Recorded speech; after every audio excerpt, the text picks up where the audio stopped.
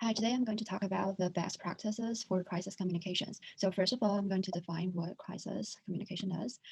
It is defined as a process designed to prevent or lessen the damage a crisis can inflict on an organization and its stakeholders.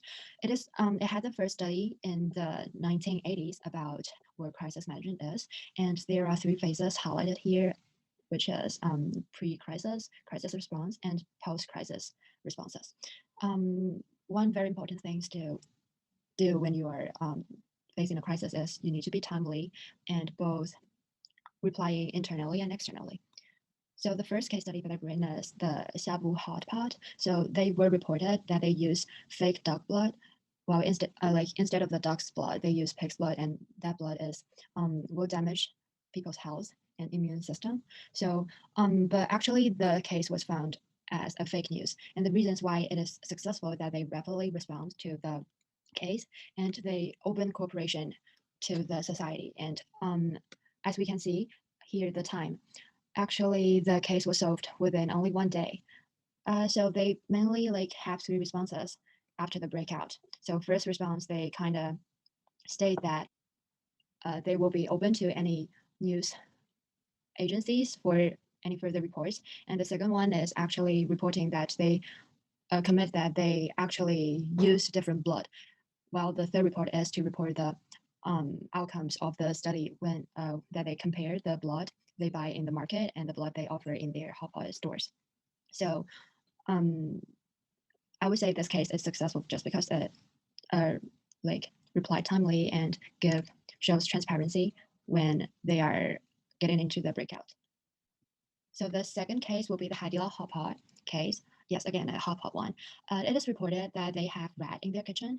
Well, as you can see in the photo, there actually is rats. So first of all, Haidilao, they admit their mistake that are having they haven't cleaned out their kitchens, and then because we do have the photos to prove that they are doing wrongly on this.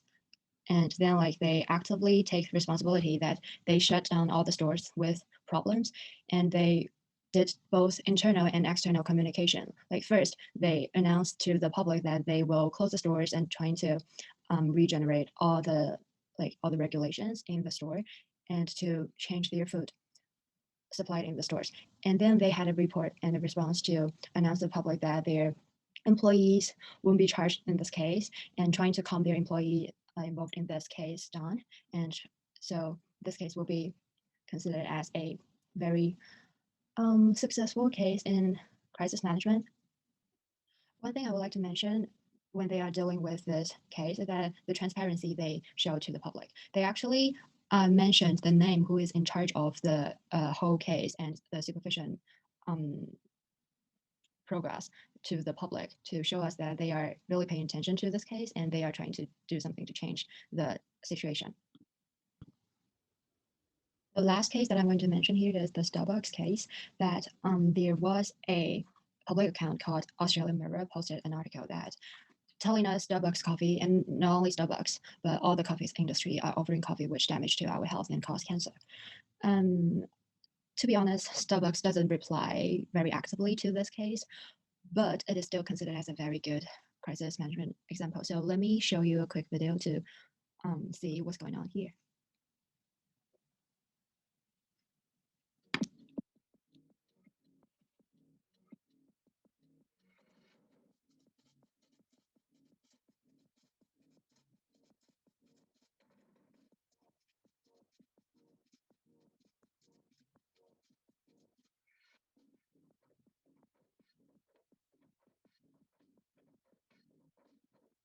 So here we can see that the Supreme Court judge mentioned that the coffee may cause cancer, and all the coffee producers have to have a highlight on their coffee that the production, the roast process may cause cancer, but not because of the coffee brands, especially like Starbucks or like any involved brands, 7-Elevens, that they are doing anything wrong to make the coffee bring cancer to people. So that's why Starbucks responded calmly and only with two responses. And the first time it asked for the National Coffee Industry Association to issue a statement on the and to clarify that what the truth is. And the second time is Starbucks China actually gave a full statement to the media that committing that they are offering high quality, safe, and reliable food on beverage.